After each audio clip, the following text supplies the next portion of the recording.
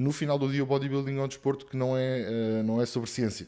Quem se foca muito em forçar uma rotina que não é autêntica para ele vai sempre encontrar um atrito. Problemas de autoconfiança é um dos principais problemas que a malta não consegue ter boa performance no ginásio. Tipo, Quanto mais o teu comportamento é reforçado numa coisa como a rede social, mais aquilo te apresenta o que tu queres ver. na Alemanha não existe estas coisas, na Alemanha existe muito mais esta cumplicidade, estas parcerias.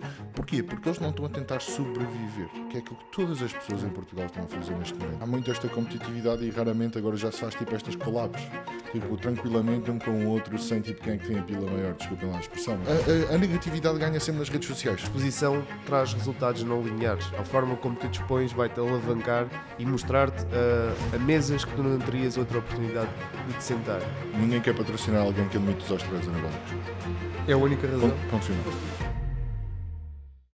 Se achas que o bodybuilding é só ginásio, é porque tu nunca viste realmente o esforço que fica fora do ginásio. E hoje, na Fórmula do Sucesso, nós trazemos-te um convidado que é o exemplo de sacrifício real, disciplina que ninguém vê, para ter, assim, resultados extraordinários. Mas sem mais demoras, Bruno, apresenta-nos o nosso convidado de hoje. Hoje temos connosco o Simão Lameiro. O Simão é fitness coach, atleta de fisiculturismo e uma cara conhecida no digital por partilhar a sua jornada de forma transparente. Simão, obrigado por estares aqui connosco e diz-me, se o sucesso fosse um músculo, qual é que treinavas todos os dias? Antes de mais, obrigado pelo convite, obrigado pela introdução. Não sei se merece todas essas palavras, mas sem dúvida o cérebro. Não sei se conta, Ok. mas a inteligência, aquela coisa que eu diria que é fundamental para conseguir fazer as coisas funcionar. Antes de mais, eu sou sempre aquela pessoa que eu digo que não é ser hardcore, é ser smartcore. Tipo, tens de ser hardcore e smartcore ao mesmo tempo. Pá, isso faz super fit contigo. Nós estávamos aqui em off antes de começar o episódio a falar, porque tu és uma pessoa que fez um percurso, pá, é inspirador ver, e eu até te perguntei, porque tu vinhas de uma área completamente diferente daquela que estás hoje e fizeste uma transição quase em autodidata. Eu acho que isso é uma sugestão super interessante para quem nos ouve e queria te perguntar que é, como é que acontece esta transição na tua história?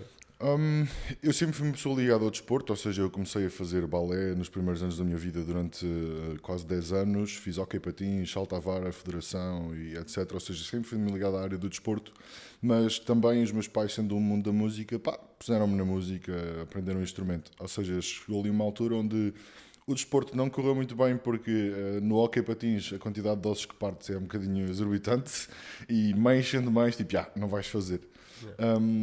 Então pronto, foi o processo de, na altura onde perdi o desporto da minha vida, a única coisa que me conseguia agarrar, porque eu odiava a escola, mano. Odiava tudo. Era um mau aluno, não era mau aluno, era mau aluno porque tipo, não queria ser bom aluno, tipo, só me esforçar a ser bom aluno. É daquelas pessoas que é tipo inteligente, mas tipo está-se a cagar para a escola, estás a ver? Então a única coisa que eu tinha ou era a música ou era o desporto, na altura tinha uma boa paixão pela música, segui. Mas no mundo da música, no mais alto nível, é uma coisa que é absurdamente violenta, tanto física como psicologicamente. Aguentares a pressão. E depois eu estava numa escola alemã e os alemães são tipo à régua, absolutamente absurdo o nível de ser minucioso no trabalho. E o desporto foi basicamente a minha salvação na altura do Covid. Porque as escolas lá está fecharam e tal, fomos para casa todos, vimos em quarentena, e eu que sempre fiz muito desporto até ter ido para a Alemanha, porque eu estou a viver na Alemanha e fui para a Alemanha estudar, vi-me em casa parado e de repente tens mais tempo para fazer merdas, olhas-te ao espelho, desculpa, podemos... Tens mais tempo para fazer coisas, olhas-te ao espelho e vês tipo, o meu físico que eu tinha quando estava no 12º ano, ou coisa assim, tipo, desapareceu. Então foi daí que eu fui voltando a incorporar o desporto na minha vida e foi quase como se eu tivesse descoberto o propósito, aquilo que eu realmente gosto de fazer. Não é que eu não gostasse de estar no mundo da música, mas estava tipo mesmo a chegar a um burnout. Porque nesse nível de high level, lá está, estava a chegar a um ponto onde não estás feliz, mano. E não estás feliz para mim não dava, ou seja, foi aí que eu comecei a fazer a transição e depois ganhar a coragem de dizer aos teus pais, que são ambos músicos, olha, tipo, vou desistir da universidade, da minha terceira universidade, que ainda é pior, porque eu estive aqui a estudar na ESMEL, no Politécnico, antes de ir para a Alemanha. Então foi um bocado, é difícil, stand up for yourself. Nunca tendo pressão dos meus pais para fazer qualquer coisa, é tipo mais a tua própria pressão e pronto, saberes que os teus pais esperavam alguma coisa de ti. Aquela correspondência e expectativa. Exatamente. E depois acabar por trabalhar e por seguir aquilo que eu realmente sempre tive na minha vida. Não sabia o que era na altura. estava um bocado perdido, normal, e tipo, estive a estudar a minha vida toda e de repente, eu acho que toda a gente, pelo menos eu passo, tipo, quando acabas de estudar, ficas bem, tipo, ei, já não tenho que estudar. Não sei se vocês sentiram isso. Pá. Quando saíram das... Eu assim que me vi, tipo, ei, não tenho que fazer nenhum exame, nenhum teste, nada. Foi tipo, das meias... a parte mais foi- calendarizada. Foi tipo era tipo a maior ansiedade que eu tinha desde o momento em que nasci até ao final das minhas universidades. Foi tipo, não há nenhum exame que vai acontecer que eu tenho que tipo estressar. Eu sou um gajo extremamente ansioso. Pá, tipo, era tipo, eu já sabia que tinha que estudar e depois ainda por cima era em alemão e tipo, a língua era bem complicada. Eu, tipo, a partir do momento em que eu desisti da universidade foi tipo um peso que me saiu dos meus ombros. Absurdo. Mas eu tenho uma pergunta para ti, interessante, pegando no que tu disseste, que é a parte da música tem aquela componente muito rigorosa. apertada e rigorosa, mas no fundo tu tens essa componente no que tu fazes hoje. Foi exatamente isso. A única diferença é a paixão? Exatamente. Ou seja, eu acho que a música me ensina-me muito daquilo que é a minha metodologia com o bodybuilding. Ou seja, eu não sou aquele gajo que vai e faz de cabeça e tipo, faz só até ficar com uma dor no joelho ou uma dor no cotovelo. Eu acho que esta coisa de ser minucioso, a cada pequena nota que eu tocava no meu instrumento, a cada pequena dinâmica, ser mais alta ou ser mais baixa, eu acho que levei dessa mesma maneira para o fisiculturismo. Ou seja, tecnicamente, eu sou um gajo que sou criticado por treinar com muita técnica e não sei o mais, porque eu aprendi muito cedo no mundo da música que a técnica era aquilo que me ia dar a liberdade para tocar aquilo que quisesse, com a expressividade que quisesse, e a mesma coisa acontece no bodybuilding. Se tens a técnica, vais estar muito mais apto a ter esse resultado. Percebes? Sem dúvida. Eu lembro-me dos teus primeiros vídeos lá atrás, em que tu ainda não tinhas começado no bodybuilding a sério, acho eu. Tu treinavas e já fazias alguns vídeos de acompanhamento no Instagram, e as pessoas criticavam-te porque tu fazias, por exemplo, fazer bíceps com uma máquina só com um braço e super lento. E aquela lista de comentários que tu tinhas nesses vídeos, aquilo era absurdo. Mas isso acabo por ver hoje no ginásio, e nós por acaso até nos cruzámos no ginásio, eu vejo muitas pessoas a usar as dicas que tu davas, ou seja, por exemplo, um curl com mais técnica, uma forma de executar um exercício com menos carga e mais lento, que era uma dos teus modos de treino lá atrás. E eu queria te perguntar, e isto é super importante mentalmente, como é que tu lidavas nessa altura em que tu ainda não tinhas resultados a falar por ti, mas tinhas um batalhão de pessoas aí contra ti e contra as tuas teorias? Como é que tu te mantens ali fiel à tua ideia e não cais nos haters ou desapareceste das redes sociais ou algo assim? Lá está, cada um tem que ser. Mais uma vez, nós dizemos que o bodybuilding é um desporto de genética e eu acredito plenamente que é genética. Não é só o trabalhar para. Existe uma grande parte de trabalhar para as tuas inseguranças e tudo mais, mas um gajo tem que ser um bocado maluco. Mano, não tens outra opção. Se um gajo não tem essa personalidade de ser um bocado crazy, conseguir fazer, mais uma vez, fazer conteúdo para as redes sociais é uma habilidade muitas vezes genética. A tua capacidade de comunicação, a capacidade de conseguires fazer macacadas e não sei o que mais. Há pessoas que nunca vão conseguir pôr uma câmera à frente e fazer isso, e mesmo que trabalhem muitos anos, vão ser sempre aquela pessoa que nunca vai ser excelente. Ou seja, perguntar se houve algum segredo, isso foi alguma coisa que eu desenvolvi. Tipo, eu nunca liguei muito esses comentários porque eu sabia no fundo que eles estavam errados. Ou seja, existem comentários que eu percebo que são feitos com malícia, sem qualquer tipo de informação por detrás. E esses comentários nunca me afetam porque eu percebo que não tenho qualquer informação por detrás. Comentários que fazem sentido e que têm lógica são comentários, deixa-me pensar sobre o... Às vezes são feitos... Nunca tinha visto este ponto. Exatamente, às vezes são feitos com má intenção, na mesma, tipo, a atacar, mas tem um ponto de verdade ou tem um ponto de... eu vejo, realmente este gajo disse isso, o que é que eu posso dizer para contra-argumentar aqui? Ou seja, foi uma coisa mais um jogo de rato e gato a ver o que é que eu conseguia fazer para com que a malta acreditasse em mim mesmo quando eu não tinha os resultados, porque como disseste bem, quando eu comecei a treinar, tipo, vinha também de um bocado de um distúrbio alimentar ali, não sei, isso é que eu não sei se vocês podem dizer, o YouTube muitas vezes censura, se puseres legendas vai censurar. Okay. Eu já aprendi a mal, não é?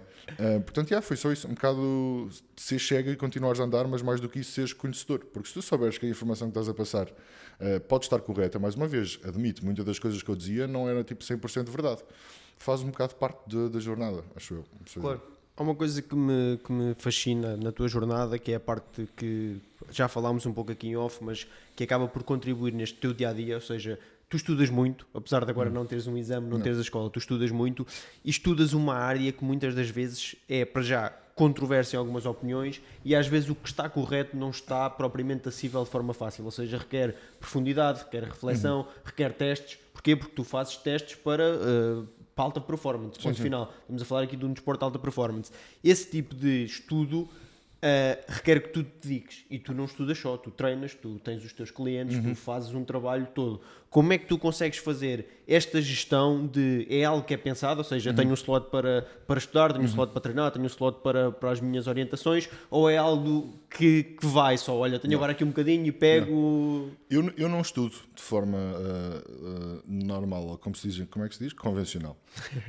Nunca estudei de forma convencional. Eu acho, mais uma vez, a malta que é autista. Malta que é autista e sabe bué sobre... Há um miúdo autista no Instagram que sabe bué sobre lagartos e anfíbios. Faz bem esses vídeos. Se tu lhe perguntaste, tipo, então, quando é que tiras o tempo para estudar? Mano, a vida dele é aquilo, mano. A vida dele é tipo estar a... E o gajo gosta daquilo. O gajo não estudou para aquilo. O gajo vê aquilo e absorve aquilo. Se tu perguntas, então estudaste quando? Pá, não sei, aprendi, estás a ver? Eu tive um vídeo daquilo ou estava a ler aquilo. Ele não lê com o intuito de estudar. Ele lê com o intuito de prazeroso de... Eu adoro isto. Boa. Então eu acho que é isto. Foi literalmente encontrar aquilo que eu não sinto que estou a estudar para, e nas minhas horas de almoço eu trabalho sempre sozinho, não tenho ninguém absolutamente lá na Alemanha, ou seja, tenho sempre a oportunidade de ver um podcast, de ver um vídeo, e é tipo estar a comer e estar a ver, tipo, estás a consumir conteúdo como forma de entretenimento que te está a ajudar para o teu desporto, e depois não há nada que bate também a experiência, ou seja, por muita informação que tu tenhas, por muito que seja o teu conhecimento, nada conta se não tiveres a aplicação real à coisa, ou seja, no final do dia o bodybuilding é um desporto que não é sobre ciência. Não está em palco a perguntar-se qual foi o método que usaste. Não, está o palco com o maior gajo, o mais definido, com mais proporção, e a maneira com que consigas fazer isso acontecer não é linear, não é só existe desta maneira. E eu acho que, mais uma vez, saberes disso através de ouvires e aprenderes é importante, e depois a experiência é que dá isso, porque quando eu comecei a fazer estes vídeos para o TikTok, não tinha essa experiência como coach. Ou seja, muito daquilo que eu dizia estava só naquilo que eu estudava. E hoje em dia muitas vezes já digo outras coisas, não porque aquilo que a ciência me diz, mas pelo aquilo que eu vi realmente. Encontraste o best balance entre aquilo que consomes, o que testas e o que acaba por dar resultados. Exatamente, que no final do dia é o que mais importa, que é aquilo que dá resultado a longo prazo. Nem é só a curto prazo, é a longo prazo. Percebes? Sim, isso é algo... Pá, é algo muito interessante porque, mais uma vez... E pegando um pouco na questão do Ruben, eu agora fiz aqui estava a pensar enquanto falava, mas tu tens aqui aquela parte mais... dos haters, tens aquela parte mais, e tu respondeste de uma forma exímia para mim, que foi ok, eu sei que aquilo não tem nada por trás ou que não me acrescenta, e eu vou continuar a fazer aquilo que faço, mas mesmo assim tu agora, com a credibilidade que tens, com o desenvolvimento que tens feito, ainda se calhar há coisas que continuas a aprender para testar para ti, mas quando mudas de pessoa, se calhar precisas de aplicar outros métodos, ou seja, sim, claro, eu acho que é a dificuldade que existe aqui, e esse testes tu também não fazes só contigo, também fazes com as pessoas com quem trabalhas, correto? Em termos de treino e... Sim, claro que sim, todos somos pessoas diferentes, temos mais uma vez genéticas de personalidades diferentes. Eu acho que a personalidade é aquilo que faz muita diferença. Eu dou sempre o exemplo de alguém que é um gajo pacato, um gajo que não tem capacidade de mandar um berro no meio da rua e mandar um murro contra a parede. Muito mais difícil lhes vai fazer uma série pesada no ginásio. É normal. Okay. É uma coisa... É normal, tipo, é a genética, e esse gajo vai ter que aprender muito mais a libertar-se e a ganhar confiança. Problemas de autoconfiança é um dos principais problemas que a malta não consegue ter boa performance no ginásio, tipo, por muito estúpido que possa parecer. Ou seja, não, mas faz sentido. Eu gosto muito de psicologia e um dos meus maiores aprendizagens é sobre psicologia, nem tanto sobre, igualmente como desporto, porque lá está esta coisa de mindset e de aprender quais são os teus problemas e realmente a origem deles. Às vezes não é mecânico, tipo, não sabes usar o músculo. Não, tipo, se não aprenderes a mandar puta de um berro e a mandar a cabeça contra a parede e começares a fazer tipo caras feias e parece que vais desmaiar quando acabas o teu set, muito dificilmente vais lá. E há malta que não tem essa capacidade. Ok. Um bocadinho a pensar nisso, mas isso faz muito sentido. Simão, e do ponto de vista de empreendedorismo, tu iniciaste aqui com a tua parte de coach, tu hoje tens uma carteira de clientes muito grande. E eu queria te perguntar, o maior desafio que tu encontraste quando começaste a ser coach foi na organização, na comunicação, na estrutura de processos? Sentiste algum desafio ou foi algo que foi acontecendo de forma natural? Eu acho que o mais difícil para todos os coaches não é o coaching, são os clientes. Fazer coaching é relações humanas, ou seja, é atendimento ao público. Atendimento ao público. Uma das coisas mais difíceis que existe. Super complicado. Quase que não tem nada a ver com o fitness, meu. Quase que não tem nada a ver com o fitness. Um coach é o trabalho mais fácil do mundo na teoria, que é tipo, tu passas um plano alimentar e passas um plano de treino e na teoria está tudo feito, percebes? Não precisas de fazer mais nada. Agora, aquilo que me diferencia, ou pelo menos aquilo que os meus clientes dizem que diferencia quando vêm de outros coaches e que vêm trabalhar, é literalmente que eu basicamente quase não quero saber disso e são passados, eu passo as coisas Claro. alimentares. Tem o basal, a base. Exatamente. Yeah. Mas eu vou-lhes dizer as coisas como elas são e eu quero ensinar também os meus clientes para que eles não só façam e executem, porque, mais uma vez, eu acredito muito de tu vais aprender mais se alguém te ensinar a pescar do que se alguém te der o peixe, percebes? Claro. Se alguém te der o peixe, tipo, tu tens até ao momento em que alguém desaparecer. E é o que a malta faz. Tipo, tem um coach e tem resultados, até ao momento onde deixa de ter o coach e deixa de ter resultados. E uma dessas coisas é que eu tento mesmo fazer com que a malta aprenda. Dificuldades é mesmo, na minha opinião, tipo management de seres humanos, percebes? Nem foi pela comunicação e tudo mais, acaba por ser porque a malta é desorganizada e a malta, a semana é descomplicada e o meu periquito foi para o veterinário e então não sei mais, tipo, são tudo problemas válidos, tu estás a lidar com pessoas que têm problemas. E depois tens todo o range e a panóplia de pessoas, desde businessmen que tipo, vão ao ginásio tipo, às 4 da manhã para ir trabalhar para a empresa, CEOs que têm tipo, marmitas feitas já compradas porque estão cheios da guita, tipo, tem malta assim nos Estados Unidos e no Canadá, e depois tens tipo, aquela mãe que tem tipo, 4 filhos e só quer perder um bocado de barriga, ou seja, tu tens que ter a sensibilidade como coach de perceber o que é que cada um precisa para fazer essa abordagem, e isso eu acho que é realmente aquilo que é difícil. E isto é uma coisa muito, muito interessante aqui, e fazendo a ligação com o que tu disseste anteriormente, que é o tu conseguires, por exemplo, gritar para conseguires fazer um set, ou seja, são ferramentas que não estão diretamente interligadas, mas que no fundo são as que compõem o pacote geral, ou seja, os teus progressos, tal e qual como aqui, como tu estás a dizer. E o que eu pergunto é, extra, a questão do CEO que tem as marmitas feitas, a próprio objetivo de cada um às vezes é distinto. Claro, E tu, para manteres que eles se mantenham, há aquela frase que é, tu só tens o desejo enquanto houver incapacidade de o satisfazer. Exatamente. E tu, para que eles se mantenham ativos, tens mesmo que jogar com essas pequenas coisas, perceber o que é que a pessoa tem por trás. Isso é excelente. Isso é excelente. Eu disse ainda há pouco que tem que ser uma coisa a longo prazo. Não é médio prazo, é longo prazo. E cada vez que uma pessoa começa a trabalhar comigo, independentemente de quanto tempo esteja comigo, eu digo, isto é uma coisa para a vida, tu tens que aprender a manter. Não é continuar a construir, mas é a manter. É tipo, lavares os teus dentes, é tipo fazeres exercício para manteres a tua saúde e o teu bem-estar. Porque muita da malta que às vezes é lifestyle vem é porque são pais que já não conseguem acompanhar os filhos quando vão ao parque. Ok. E é muito fácil dizer. Mas aí é uma necessidade gritante. Exatamente. Preciso de ajuda. E eu tenho que basicamente. dizer, bro, tipo, se tu queres viver para ver os teus filhos e para ver os teus netos, tu tens que corrigir este problema para a vida. Eu sou aquela pessoa que sou muito honesta no meu coaching. Às vezes, se calhar, até sou demasiado honesto.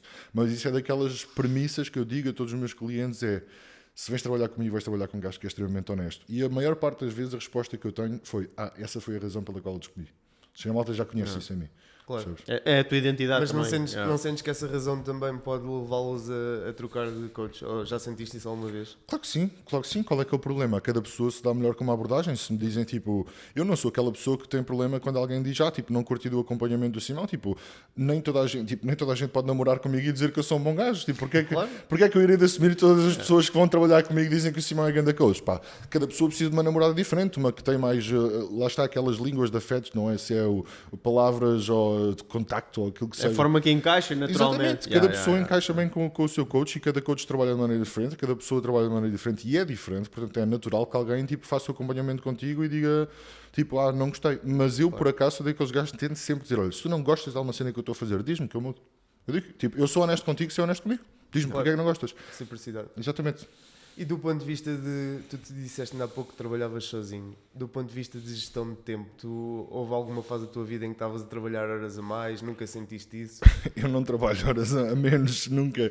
Eu trabalho 24/7, 7 days a week e isso é um dos problemas. Tipo, não tens hipótese, mano. Quando estás sozinho, e eu tenho um problema grave, que é eu tenho má gestão da minha parte de business, eu não tenho editor para o YouTube, eu não tenho contabilista, eu não tenho gajo que me faz as thumbnails, eu não tenho One man show. Mano, eu sou one man show. Tu és a solopreneur, Não, nisso tem as partes positivas, mas tem as partes negativas, percebes? E lá está, no final do dia, a única coisa que realmente depois é afetada, lá está, a longo prazo, é a tua relação pessoal e com a tua companheiro, periquito, que queiram chamar, estamos em 2025. Claro. Portanto, aquilo que eu tento fazer, o maior management que eu tento fazer é garantir que tenho tempo para estar com a minha namorada, que por acaso, agora lá está, estou em Portugal, ela está na Alemanha. Mas sim, 24/7 job. Ontem estava a gravar até às não sei quantas da noite com o Anto, hoje venho aqui, acordei mais cedo porque tenho que editar o vídeo, não sei mais. A seguir tenho que ir cortar o cabelo porque amanhã tenho um evento da My Protein em Manchester e depois quando chegar vou estar atrasado porque não fiz os check-ins para os meus clientes. Não tens um segundo de pausa. Tipo, são 7 days da semana tipo, e é uma coisa ok.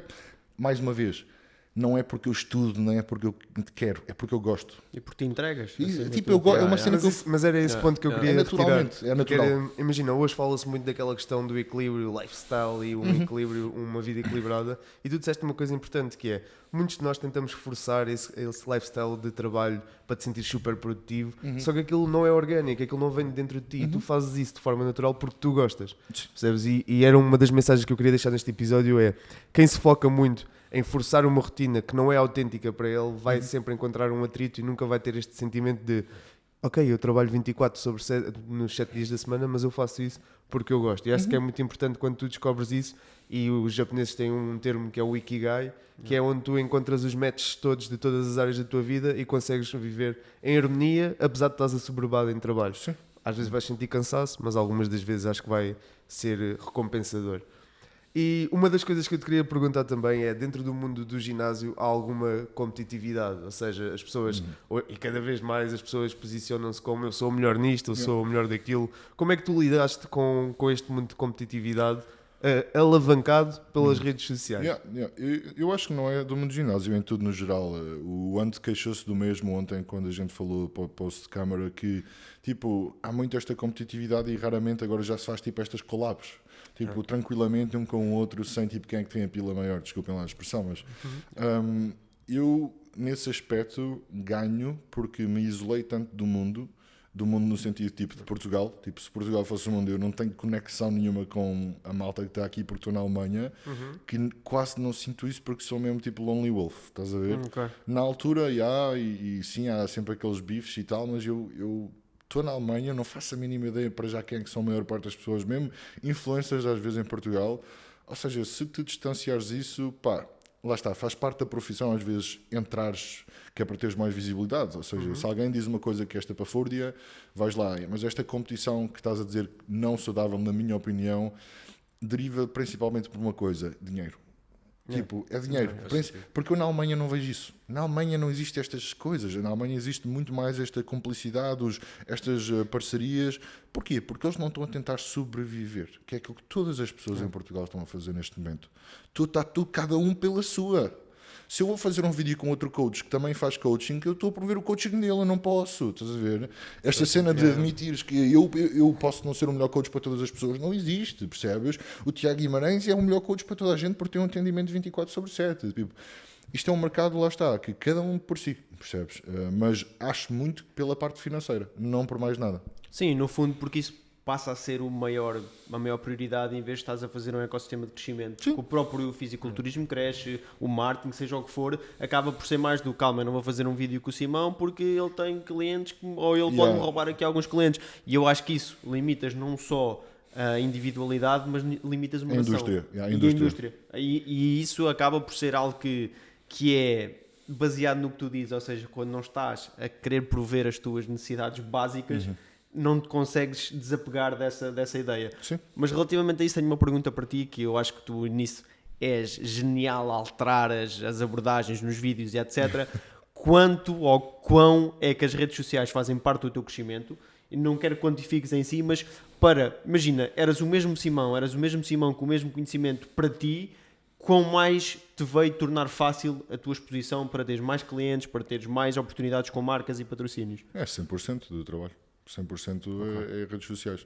Ou seja, o crescimento todo nas redes sociais foi aquilo que me deu o meu trabalho, basicamente. Foi estratégica a tua exposição? É tudo estratégico. As redes sociais são um jogo, é um trabalho tal como qualquer outra pessoa. Se tu não souberes as regras do teu trabalho, não vais ter bom sucesso. Não sabes que tens que entrar às 9 da manhã e aparece às 10, és despedido. Nas redes sociais não existe essa premissa de tens que entrar às 9, mas existe uma quantidade de regras absurdas que tu tens que aprender e tens que jogar o jogo. É um jogo. As redes sociais não passam mais nada do que um jogo. Tens que saber jogá-lo, tens que saber jogar com a tua audiência. Podes fazer isso de uma maneira mais ou menos real, mas no final do dia, se souberes jogar esse jogo, vais ter um bom outcome. Percebes? É uma coisa que parece um bocado dystopian, né? Tipo, mas é jogar com as pessoas. Podes fazer isso mais ou menos honestamente. Lá está, honestamente, tipo, no sentido onde agora vou ser boeda aberto. Mas lá está, é aquela cena, eu sou tão honesto que consigo dizer isto, mano. O meu último vídeo que eu fiz para o YouTube a partilhar dos meus problemas e não sei o que mais, mano, não era um vídeo que eu queria fazer. Eu fiz parcialmente porque me comprometi a tentar dizer a verdade. E é uma das razões, porque a maior parte da malta não tem noção que aquilo é a realidade do nosso desporto. Porquê? Houve malta a perguntar nos comentários: achas que isto foi azar ou é uma realidade normal do desporto? Tipo, apesar de eu não querer chamar normal, é uma coisa que acontece de maneira frequente no desporto. Mas a outra parte foi porque eu sabia que aquele vídeo ia-te bater bem. E bateu. Foi o meu vídeo mais visto até hoje. Claro. E em 3 dias. Mas isso faz sentido, as pessoas querem ver sempre o lado negativo. Exatamente.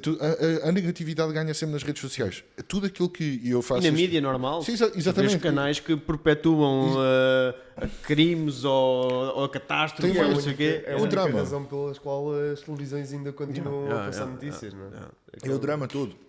E depois tu vês, é fácil ver no meu algoritmo todos os títulos que dizem a palavra criticar, a palavra atacar, a palavra whatever, tudo aquilo que diz isso é muito mais visto do que qualquer outro tipo de conteúdo.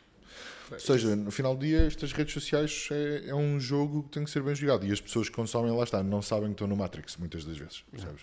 Não sabem que estão a ser jogados. E isso é uma grande componente. Acho que não falámos disso, mas tanto eu e o Ruben somos da área da tecnologia e trabalhamos com essa parte mais de inteligência artificial para algum fim. E no fundo, com mais o teu comportamento é reforçado numa coisa como a rede social, mais aquilo te apresenta o que tu queres ver. Porque é o teu padrão. E tu ficas dentro de um padrão que acaba por ser quase uma fronteira de tudo aquilo que te constitui. E nós temos exemplos como o TikTok em 3 segundos de perfil. Ou seja, consegue perfilar mais rápido do que um próprio psicólogo a trabalhar contigo durante um tempo. E aqui eu acho que tu estás a partilhar isto. É importante... Porque nós pensamos às vezes que estamos fora da Matrix e nós estamos realmente dentro da Matrix. É isso que eu gosto sempre de deixar, porque eu às vezes nós em palestras até damos esse exemplo, que é, eu gosto muito de camisolas castanhas e gosto muito de camisolas castanhas de malha e passado um tempo só me aparece aquilo e nós começamos com a síndrome do carro amarelo, que é, olha, este influencer tem uma camisola castanha de malha, vou-me identificar com isso. Eu acho que é algo que nós devemos ser críticos em tudo, tanto o que estamos a falar aqui como o que acaba por ocorrer, porque isso é o que hoje em dia controla a nossa vida. Ou seja, nós passamos grande parte do dia a ver aquilo que rapidamente repetimos a bem e a mal e acaba por ser uma validação. Mas lá está, isso foi um bocado do que o Simão estava a dizer, que é, tu não sabes que estás dentro da Matrix. É isso. Nós falamos muito nos nossos episódios da Fórmula do Sucesso de um conceito que existe nas redes sociais, que é a pessoa fragmento, que é, tu abres o teu Instagram, vês uma pessoa que comprou um carro, uma pessoa que teve um filho e uma pessoa que comprou uma casa. E automaticamente tu pensas, juntas os 3 e pensas, olha, os meus amigos compraram um carro, compraram uma casa e tiveram um filho. E isto começa-te a criar ali a ansiedade que as pessoas até hoje ainda não identificaram nas redes sociais, que é, ok, então está toda a gente a viver uma vida perfeita e eu estou aqui no meu cantinho a ter uma vida super real e realmente é o que tu dizes, é jogares com as regras e conseguires perceber, eu quero passar uma imagem mais autêntica ou quero passar uma imagem mais perfeita? Porque imagina, um dos temas que nós também gostamos de abordar na Fórmula do Sucesso e que faz sentido, por isso é que eu te perguntei se era estratégico, é o tema da exposição consciente. Que é, na nossa teoria, se tu te expuseres, tu vais ter resultados que não são lineares. Porque vai haver uma pessoa que tu não fazias ideia que existia, que viu o teu vídeo e que te alavancou algum resultado. Eu queria saber, por exemplo, eu sei que tu hoje és patrocinado por algumas marcas, mas... É só o MyProtein. É só infelizmente, e eu posso dizer porquê, porque ninguém quer patrocinar alguém que admite os esteroides anabólicos. É a única razão? Ponto final. Mas tu já eras patrocinado antes? Ou antes de admitires usar esteroides? Não, tipo, assim, eu comecei com o MyProtein muito pequenino, ou seja, nenhuma marca ia querer trabalhar comigo, mas vejo muitas vezes isso de... E isso é algo combinado com eles, o género, essa exposição, ou foi uma coisa que nunca gerou... Com o MyProtein? Sim. A exposição total, como tu fazes, transparente, ou seja, é algo que já recebeste algumas expressões de orelhas, puderes partilhar, ou é algo que é... Eles deram off the record a autorização, mas não é aquilo que ninguém... Ou seja, eu sou provavelmente o único atleta MyProtein que faz isso no mundo. Ok, isso é interessante. Mas isso também faz parte do teu ADN nas redes? É o meu ADN que eu escolhi para as redes. Fui eu que o escolhi. Eu não queria fazer este tipo de conteúdo, para ser honesto. Não queria. Mas eu acho que é necessário, pá. Pronto, pode ser necessário, mas quem leva por tabela as consequências desse conteúdo sou sempre eu. Claro. Ou seja, o julgamento e depois todas essas coisas que são muito mais fortes do que a malta pensa. Mas, mais uma vez, foi a escolha do jogo. Claro. Eu sabia que não havia ninguém em Portugal a fazê-lo. Então tive que tomar uma decisão, porque se tu vires o meu canal, ele não era sobre anabólicos, ele era sobre treino e não sei o que mais. Mas eu percebi que, quando comecei a usar, a escolha mais inteligente a fazer assim que eu comecei a ver os vídeos, porque eu, mesmo quando comecei a usar, eu fazia vídeos de treino, fazia vlogs e depois fazia vídeos a falar dos meus efeitos secundários. Estes vídeos tinham tipo 10 vezes mais views do que o resto. É uma decisão meramente de negócios começares a virar o teu conteúdo para aí. É tipo, ok, ninguém fala disto, as pessoas veem isto, Tens um nicho. por muito daquilo que não seja. E a coisa é que o nicho é mais aberto do que aquilo que tu pensas, porque não são os usuários de esteroides anabólicos, nem a malta de ginásio. É a malta que está curiosa para saber o que aquilo é. São todos. O caso que eu estava a dizer, o meu caso, isso eu Exatamente. eu não sou, e como E até nem sabem, precisas de ir ao ginásio. eu vou ao Pronto, ginásio mas- às vezes na raiva e poucas vezes, mas não, eu gosto de ir, Sim, mas sim. opá, não é a minha prioridade. É. Às vezes tenho alturas em que cumpro, certo, e até motivado pelo Ruben, que mantém aqui um treino fixo e tudo mais, mas o que eu sou fascinado, que eu estava a partilhar contigo em off, eu subscrevo o pay-per-view do Mr. Olympia, eu sigo todas as novos peptídeos que entram no mercado, as novas, e não aplico nada disso. Mas eu comecei a consumir o teu conteúdo por causa disso também, ou seja, mais uma vez, não sou sou alguém da tua abertura de nicho. Gostei dessa expressão que é, o nicho é mais aberto do que aquilo que a gente pensa. Completamente, foi essa a minha escolha, foi propositada, percebes? Eu,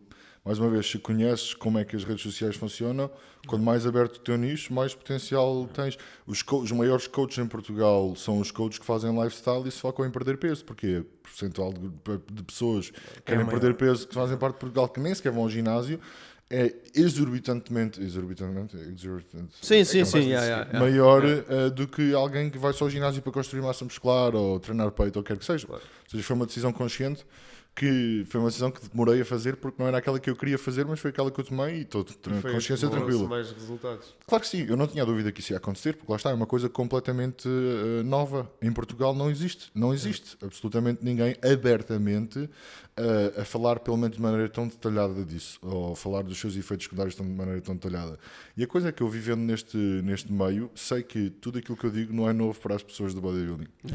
Tipo, as pessoas que estão no mundo é tipo, que novidade. Tipo, Quem se deslumbra é quem pensava que não há nada disto. não é? exatamente. E Sim, depois, mais uma vez, é negativo. Pois, eu tenho uma dúvida que esta tem que esclarecer Diz. e sendo tu totalmente transparente é, quando tu tens alguma situação médica e te deslocas ao médico, tu tens que ser logo aberto com o tipo de utilizações que estás a fazer. Já tens de ter alguém que te acompanha que sabe exatamente tudo aquilo que estás a fazer. Ok, Percebes? pronto. Não é aquela coisa de. Porque mas imagina, se te doer isso- qualquer coisa Isso só que acontece possa... quando vais ao hospital, percebes? Isso Ok, aconteceu-me ok, agora. Eu fui yeah. para o hospital na Alemanha e fui tratado bem da mal porque literalmente disseram tipo, tu estás assim por tua culpa, basicamente. Disseram mesmo Isso, isto. pá, yeah. Então, foi tipo uma cena onde me senti mesmo julgado. Mas mais uma vez, eu percebo, não é? Um miúdo de 24 anos entrar com uma injeção de esteroides e uma infecção, pá, normal, que a malta te vai julgar. Tipo, o que é que eu posso fazer? Eu não julgo por eles julgarem, eu também achava que era um bocado. Eu só espero que o papel do médico seja menos de julgar e tentar ajudar, mas pronto, foi aquilo que aconteceu e foi aquilo que aconteceu. Claro, Mas a claro. experiência em Portugal foi diferente. Quando... Lá está, não podes dizer. Pois. Yeah. E depois é um problema, porque não podes dizer o teu diagnóstico, basicamente. O que está a dificultar a vida ao médico. Pois, exato. Eu estou a ser demasiado aberto. Sim, não, mas eu acho que, Mas eu faz acho que são sentido. coisas que também é bom para quem nos ouve ter aqui, nem que seja só pela rama do tema, mas estarmos aware porque as coisas acontecem, as coisas são o que são e acho que a transparência e a minha dúvida surgiu por aí, porque tu és alguém, mais uma vez, que és transparente nessa temática e como nós ouvimos tanto tabu em diferentes temáticas, eu tinha esta dúvida que é quando tu tens que te julgar realmente àquela ação, como é que aquilo se processa. Imagina, houve agora uma história, eu não preciso dizer nomes, tipo uma pessoa assim, já tipo nos seus 50 do meu ginásio, por acaso nem foi na Alemanha, agora já não sei se estou a ser demasiado específico, mas alguém do mundo de fisiculturismo que eu conheço teve um AVC mesmo antes de entrar na prova, tipo estava, depois disso tudo, chegou ao hospital, porque foi diretamente para o hospital, podia ter morrido, e disse logo, tipo, tudo aquilo que tomou nos últimos 3 meses, 200 e tal injeções, e os médicos chegaram, tipo, não estou habituado a que alguém seja tão aberto e tão honesto, mas no final do dia foi o que ele disse, então estou eu aqui a arriscar a minha vida com 50 anos, então não havia de dizer tudo aquilo que eu fiz para chegar aqui. Mano, qualquer pessoa inteligente vai pôr o seu orgulho ou qualquer coisa de lado à frente da sua saúde. Claro, Sim, sem dúvida. Bem, eu acho que também é importante ter esta abertura por uma razão, que é aquela ideia fake dos corpos das redes sociais. Muitas das vezes tu vês a malta a lutar para chegar àquele conceito que nós sabemos perfeitamente que é químico. Percebes? Sim, e a mas forma como... cada vez mais vês pessoas, por exemplo, eu que acompanho tanta malta jovem, vês pessoas com uma dismorfia corporal quase que nem sequer dá para... Quase nem sequer é difícil de acreditar que eles acham que aquilo não é bom, o que eles têm. Tipo, têm um físico do caraças, têm não sei o que mais, e estão-se a comparar, lá está como tu dizes, com pessoas que já fazem primeiro isto há anos, Claro. depois com pessoas que utilizam esteroides, e mesmo tipo que não utilizassem esteroides, mesmo que estivessem a comparar com naturais, mais uma vez, tu não podes comparar a tua genética com alguém. Eu não estou a genética para mim não é uma desculpa, tipo, não é aquela cena que diz, e tal, eu não tenho boa genética, então não vou fazer, ou não consigo fazer. Não, tipo, tu tens de fazer o que consegues fazer. Não deve ser uma limitação de início, deve ser uma meta de chegada. Pronto. A não ser que, imagina, a única coisa que eu sou contra é que vejas que tipo, não tens genética absolutamente nenhuma para ser fisiculturista profissional, tipo, zero, E insistes. e depois tipo, estás a bater com esteroides anabolizantes. Não é que, se fosse natural, estás a ver, tipo, faz o que tu quiseres. Agora é tipo, já sabes que não tens potencial absolutamente nenhum e estás a levar com mais efeitos secundários do que propriamente resultados, que é o que muita malta me diz a mim. Muita malta nos meus comentários a dizer, bro, tens mais efeitos secundários do que resultados, desiste disso, isto não é para ti. Boa da malta a dizer isto, mano. Portanto, é verdade. E é claro, mano, há sempre pessoas que... Sempre. Só, imagina, há vários tipos de efeitos secundários, mas aquele efeito secundário que causa mais impacto nas redes sociais e tu consegues identificar melhor é aquele acne que aparece. Eu nunca me lembro Mas de isso, tu ter sido... isso são efeitos... Tenho acne, sim, e tive problemas com acne, ainda tenho, mas não é muito visível. Tipo, não ao ponto que vês nas redes sociais, lá está. Mais uma vez, foste Tipo Samsulek e não sei o quê. perdeste a sensibilidade daquilo que é ter acne porque acabaste de ver um gajo tipo, com as costas todas em sangue, basicamente. Ou seja, quando vês tipo 4 ou 5 borbulhas, para ti já não é acne. Já ficas de género, exatamente, não perdeste a sensibilidade ao tópico. Mas no final do dia acaba por ser muito isso. Mas há uma coisa que eu acho que, sendo isto a fórmula do sucesso, e para quem nos ouve, nós fazemos sempre estas quase descodificar a jornada, ou perceber o que é que está por trás do pensar como vocês pensam, vocês as pessoas que estão sentadas aqui connosco. E uma das coisas que eu acho que existe no bodybuilding e em outros desportos, tudo o que requer, eu quando digo bodybuilding, é tudo o que requer uma disciplina brutal. Alta performance. Alta performance, ou seja, tu estás a falar de alimentação, de treino, de disciplina mental e tudo mais. E uma coisa que eu acho é que, e se formos para os grandes campeonatos e tudo mais, há uma capacidade aqui de ou vai ou racha. Ou seja, quando tu testas coisas que não foram testadas ainda, quando tu testas uma nova abordagem, achas que isso é algo... Eu acho que sim, porque tu já disseste que tem que ser genético ou nascer contigo, de gritar, de dar um murro, etc. Mas achas que isso é mesmo uma predisposição para atingir um Procard, por exemplo? Imagina, tens várias componentes genéticas, mais uma vez, esta da personalidade que eu estava a dizer, mas muitas vezes essa personalidade já está associada aos teus níveis de testosterona também, mas não só. Provavelmente a maior parte da malta que eu vejo com esse tipo de personalidades e as análises demonstram o nível de testosterona minimamente mais abaixo que a média, não significativamente, e até pode nem ser a razão, mas normalmente é. Ou seja, eu já tento trabalhar com tantas pessoas, vendo as pessoas a treinar, a falar comigo e depois a mostrarem as suas análises, vais começando a fazer associações que lá está, podem nem estar na ciência, mais uma vez. Claro. Mas é tipo, curioso, um gajo que não tem assim tanta confiança, um bocado pacato, as análises são mais baixas, percebes? Mas esse termos de genética e de drogas e tudo mais, tu tens várias coisas. A primeira é com que facilidade e qual é que é a tua sensibilidade a reagir a todas essas drogas. Okay? Isso é uma parte da genética. Depois, para ganhares o Procard, precisas ter um físico de Procard, ou seja... Quando é que esperas tu chegar ao Procard?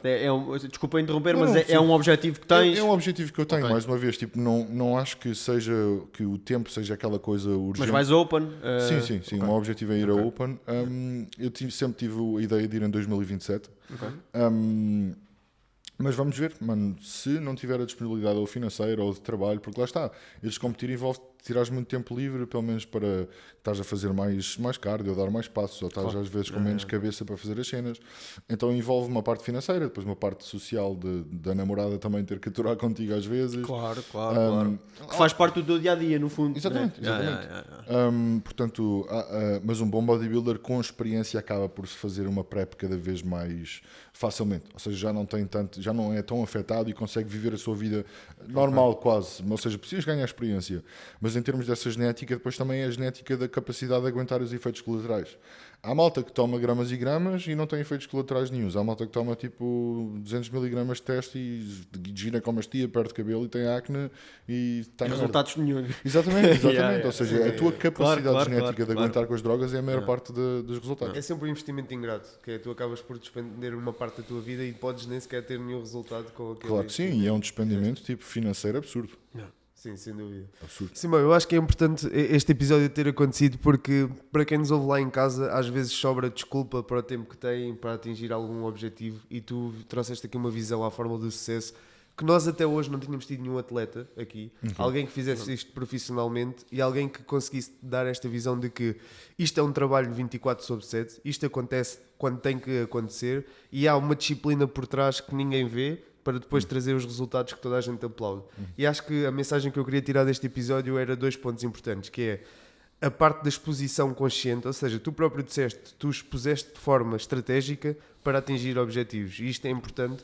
Dentro da fórmula do sucesso, nós gostamos muito de dizer às pessoas que exposição traz resultados não lineares. A forma como tu dispões vai-te alavancar e mostrar-te a mesas que tu não terias outra oportunidade de te sentar. E depois, do outro lado, é o sacrifício, porque nós hoje vivemos numa época de reward instantâneo. Eu estalo os dedos e já tenho aqui o Uber Eats para me trazer comida, já tenho aqui as redes sociais para me alimentar a dopamina, e há sempre um trabalho que é feito por trás que ninguém vê, que é solitário, que está no escuro, mas que depois toda a gente aplaude quando traz resultados. Então a mensagem deste episódio é, eu acho que era importante nós deixarmos, não desistas à primeira, porque um bodybuilder que se senta aqui connosco treina, trabalha, vai a uma competição e pode falhar. Um treino numa semana em que está mais em baixo pode falhar, mas ainda assim ele criou um conceito importante, que é o conceito de momentum, que é ir conquistando pequenos passos até atingires realmente o objetivo final, que é o teu resultado extraordinário que queres criar, independentemente daquilo que seja. Pode não ser bodybuilder, pode ser só ter a tua agenda organizada, pode ser começar a alimentar-te bem, ir com os teus filhos ao parque, mas é importante teres a visão de que o que acontece no escuro traz luz com os resultados que aparecem. E queria-te agradecer por este episódio. Acho que foi uma conversa super interessante. Do ponto de vista da fórmula do sucesso, encaixaste perfeitamente naquilo que nós tínhamos como objetivo. Acho que fico mesmo muito contente de ter este contributo na fórmula do sucesso, porque para nós que somos aficionados também pelo desporto, gostamos muito de acompanhar o teu trabalho, e quem não te conhece, acho que te podia também seguir nas redes sociais, porque tu trazes verdade e trazes uma realidade que nós cada vez mais achamos que é natural, e era aquilo que falávamos. Há físicos no Instagram que enganam e que criam alguma ansiedade que era escusada que fosse criada. Tem alguma coisa a acrescentar para terminarmos este episódio? Queria só mais uma vez agradecer não só ao Simão, mas também a quem acaba por nos seguir aqui, e o que nós tentamos fazer é trazer diferentes perfis, ou seja, eu acho que a fórmula do sucesso é transversal a todas as coisas que requerem alta performance, seja um CEO, seja um atleta, e extra o que o Ruben disse da exposição, e nós fazemos isso. Eu acho que o que é difícil, e acho que o Simão disse isto várias vezes no episódio, é nós conseguimos manter esta execução, mas esta execução de forma que seja possível encaixar na nossa vida. Que eu acho que hoje há aquela parte mais disruptiva, que é nós pegamos, tentamos fazer tudo de uma vez, ou seja, temos um spike e depois não conseguimos aguentar. E tu falaste disso quando foi dos PTs, falaste disso de ti próprio, falaste disso. E eu acho que isso é a mensagem que devemos ter em toda esta abordagem, não só a transparência. Nós costumamos fazer a fórmula do sucesso no final do episódio, mas acho que é a transparência, a consistência e a capacidade de, acima de tudo, de expores, como o Ruben falou, de exposição a novas coisas, porque a forma como tu fazes um vídeo do TikTok em que precisas de fazer um look no início